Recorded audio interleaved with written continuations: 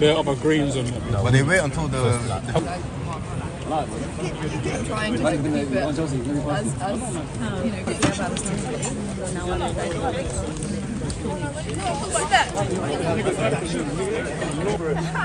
Need a sip of water today. Oh, Jay. I still like it. No, you look like this.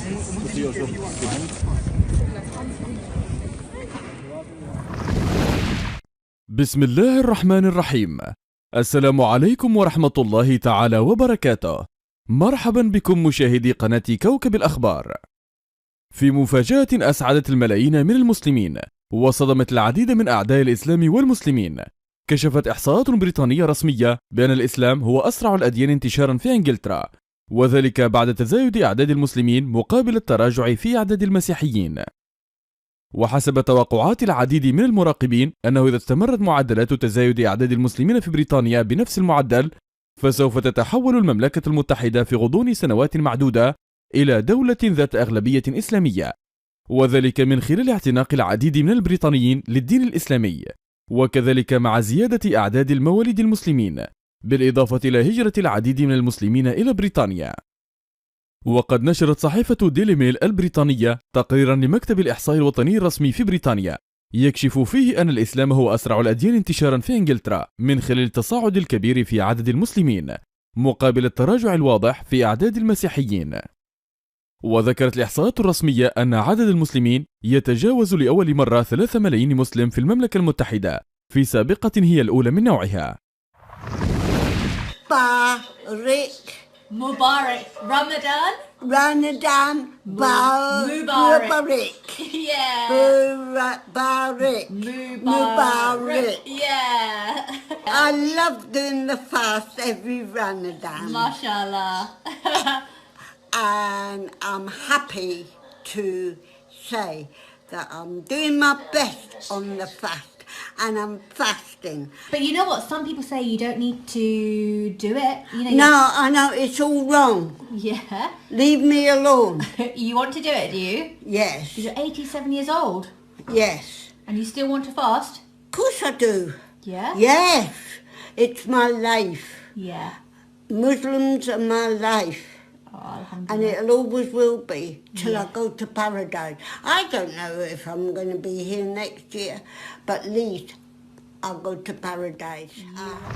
وكشفت الإحصاءات التي تغطي الفترة ما بين 2011 حتى 2016 أن هناك 3 ملايين و92 ألف مسلم في إنجلترا، يمثلون 5.6% من مجمل السكان، مقارنة ب 4.7% في 2011.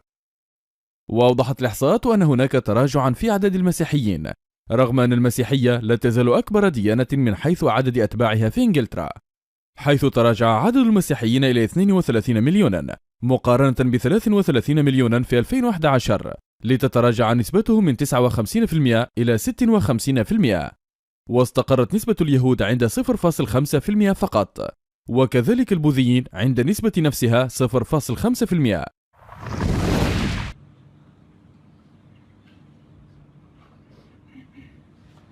سمع الله لمن حمده.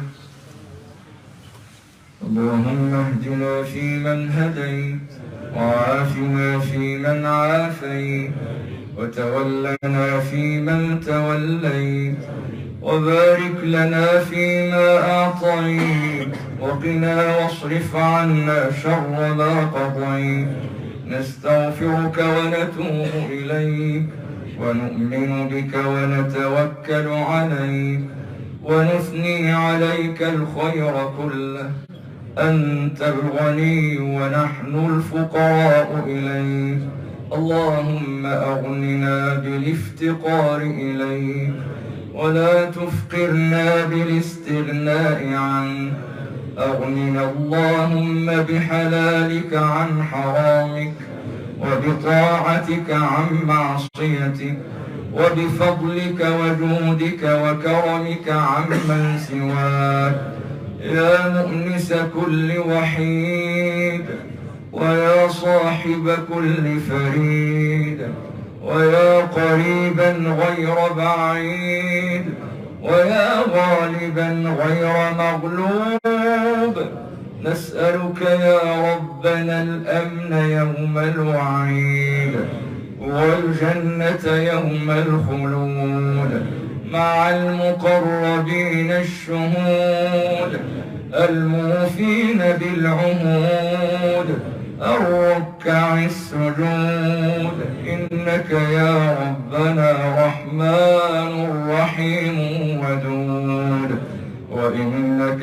سبحانك تفعل ما تريد، كما نعوذ برضاك من سخطك، وبمعافاتك من عقوبتك، وبك منك لا نحصي ثناء عليك، لا نحصي ثناء عليك، نسألك يا ربنا باسمك الكبير المتعالي الذي ملأ الأركان كلها أن تكشف عنا وعن جميع المسلمين من شر البلاء وسوء القضاء ما لا يكشفه عنا أحد غيرك، نسألك علما نافعا وقلبا خاشعا ورزقا واسعا حلالا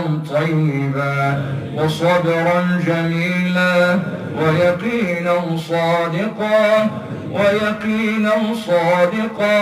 ودعاء مستجابا وشفاء من كل داء، نسألك يا ربنا الشفاء من جميع الأمراض والأسقام، اللهم اشفنا واشف مرضانا ومرضى المسلمين، وارحمنا وارحم موتانا وموتى المسلمين، ربنا هب لنا من أزواجنا وذرياتنا قرة أعين واجعلنا للمتقين إماما، واجعلنا من الذين يجزون الغرفة بما صبروا ويلقون فيها تحية وسلاما، اللهم أعط منفقا خلفا، اللهم أعط منفقا خلفا،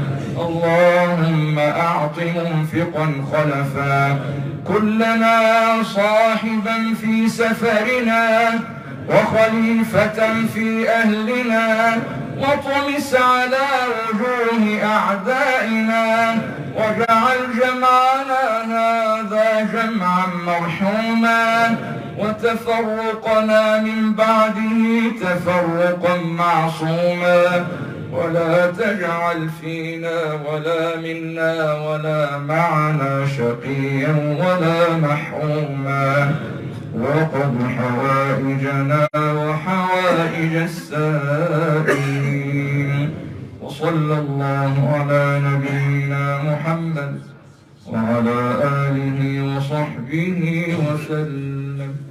الله أكبر. الله أكبر.